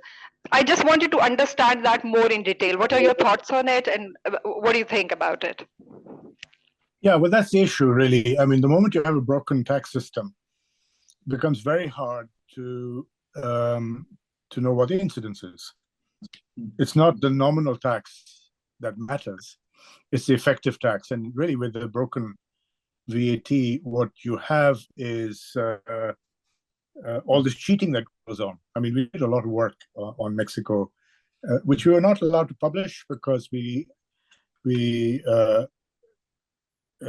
agreed with the authorities not to do it, because they gave us access to the taxpayer master files, which we were then able to. We had a graduate student sitting in Aguascalientes for 6 months. She had access, and she was to the raw data of the economic census. So we were able to run bootstrap regressions, 100, 200 a day, to match the samples to come up eventually with that diagram you saw. So that's 6 months of work which was not published. We couldn't do it because but you know, who is cheating? All of them are cheating. This is the issue. And then what's the effect? It's very hard to tell because you don't know where the cascading is coming from. And what's happened really since they've done the reform, that, you know, first thing to understand is that the VAT, if it's with the full value chain, is not a tax on production. I can do the maths, show you with examples that the VAT with full invoicing is equivalent in revenue to a final point sales tax. I can show it to you. I mean, this is one of the things you want me to, you know, sort of spend some time with your colleagues. I can show it. You can show it.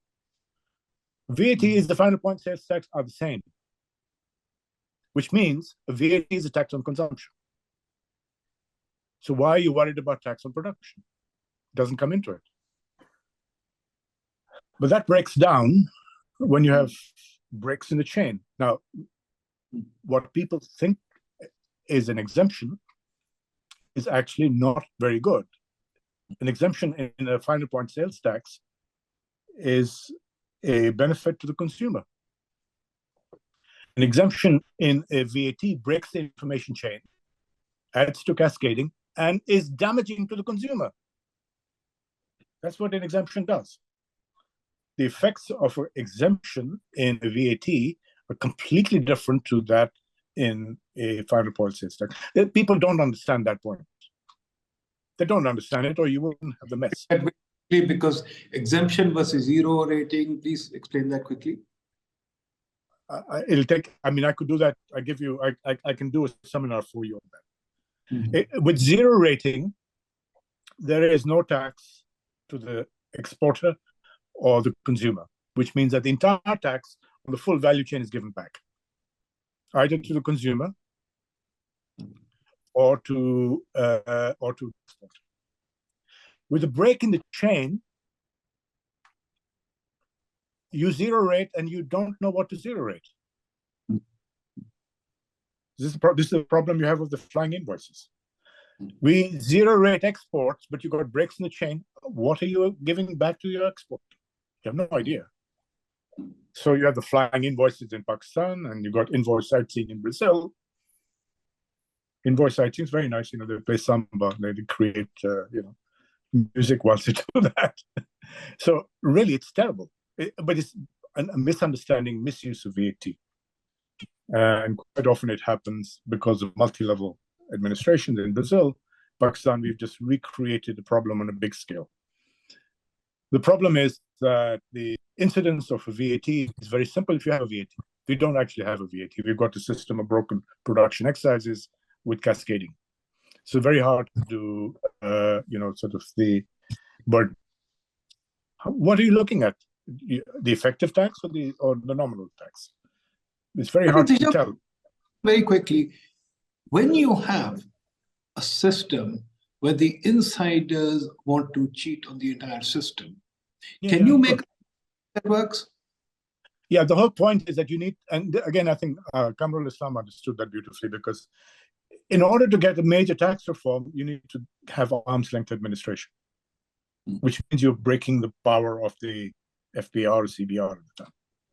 He understood that perfectly. So if you're only fiddling around in the FBR, moving, policy from here to there, it's like deck chairs on the Titanic. You have nothing. The ship is still sinking, and you're just moving things around. Music is still playing, people are still having fun. But it's very hard to do, if you're doing an incidence analysis of indirect taxes, I'd be very hard pressed to actually do it in Pakistan, because you have taxation of intermediates. You really need to be looking at the effective incidence. Now, both in China and Mexico, they felt that going to the full chain would reduce revenue, because suddenly you're giving export refunds to issues that weren't previously getting refunds, for the zero rating purpose. Right. So it actually went up, revenues went up very substantially. Why? Because think of this. What is the value added at each stage? When you sell something, value added for the chair, when I buy wood and I make a chair, my value added is my labor and the cost. So it's wages and profits. So if you have the full chain, you have the full information on wages and profits. So you have the full information for your income tax. So the biggest benefit of the VAT reform is the income taxes. But you still need more on asset holdings, which is why it's not complete one-to-one relationship. But really, in both China and Mexico, what really benefited with the VAT reform was the income taxes, because they stopped the cheating. So really, when you're stopping the cheating, you need an arm's length administration. Your digitization is going to help you.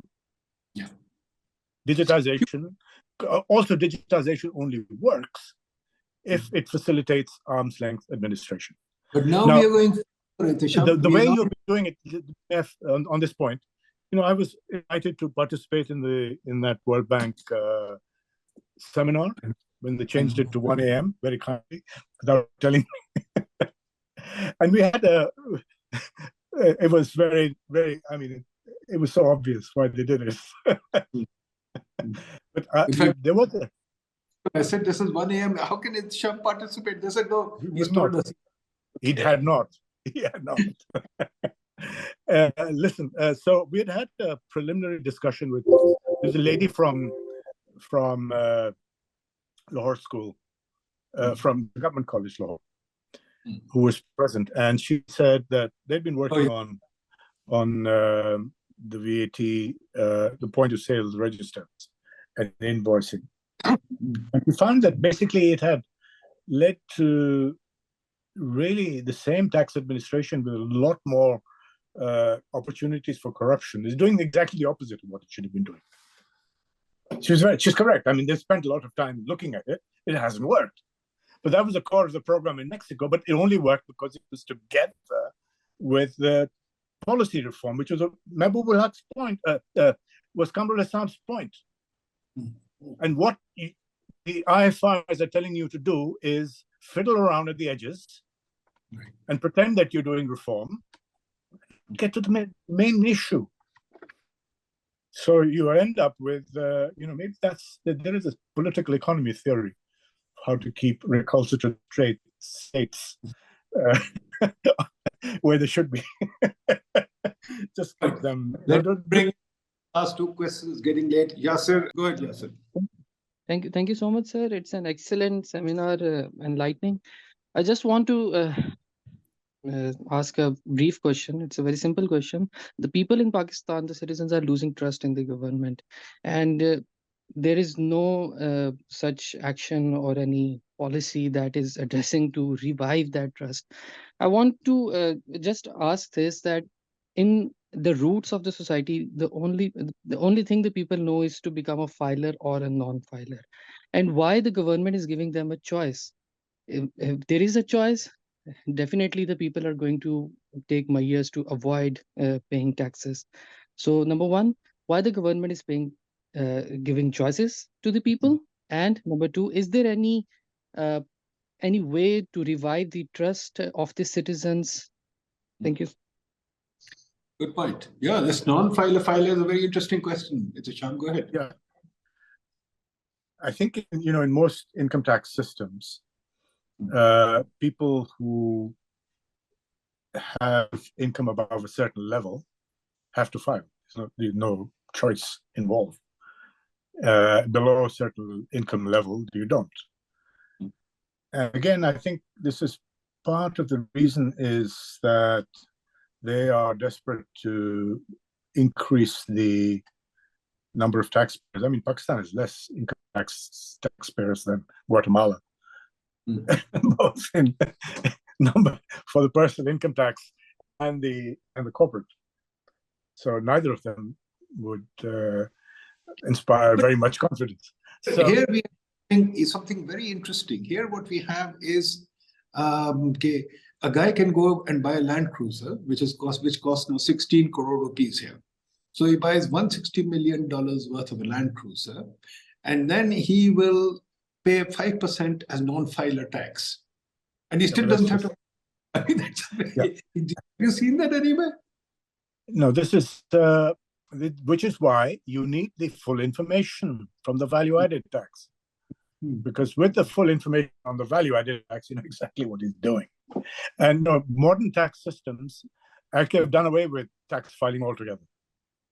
Because the tax administration has full information on your assets, your incomes, and your transactions. It sends you a return which you accept or you can challenge. And you don't have to then deal with the income tax officer, etc.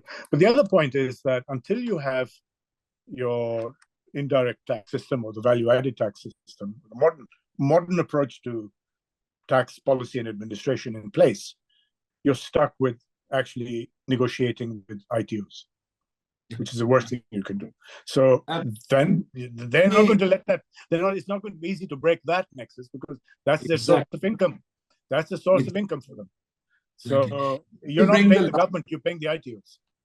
Ehtisham, let me bring the last question in because I think the name might sound familiar to both of us. Fair enough. Ehtisham, then I think we've had 2 hours, wonderful 2 hours. I've really enjoyed it. In fact, I think we should do it at least once in 2 months or so that you can keep refreshing our mind. And it'll be wonderful if you can do that. I'll keep calling on you. It's great if people hear from you directly rather than through us indirectly. And and one thing I would say that we are doing another thing which you'll enjoy, I think. On the 18th, I've got Monte Ahluwalia coming in talking about the reform of India, because lots of people have all kinds of illusions. So I thought we'd bring in Monte directly to speak to people. Yeah. So that will be wonderful for them to hear too. So we keep trying our best, but Ehtisham, 2 things that I really request you very strongly, and all of PIDE will join me in that. Do help us with this task force, the Pakistan, the PIDE task force. We can't, unfortunately, as a government, we can't invite you, but certainly as a PIDE task force, we'll ask you to give us this manual that we can leave behind. Both you and I may not be around, but somebody might read the manual, right? I'd be happy to advise whoever is doing it, but I can't on Mahmoud Khalid will be on Zoom, and he'll coordinate with you on telephone and Zoom. And Nasser Iqbal will be in touch with you on Macro Lab so that you can giving us advice on the Macro Lab. We are trying to up the ante on the macro situation. Very important. Give people, Pakistan, some ideas. It doesn't catch, but we'll keep trying. Very good. No, keep up the good work. Thank you very much. You're actually making a contribution.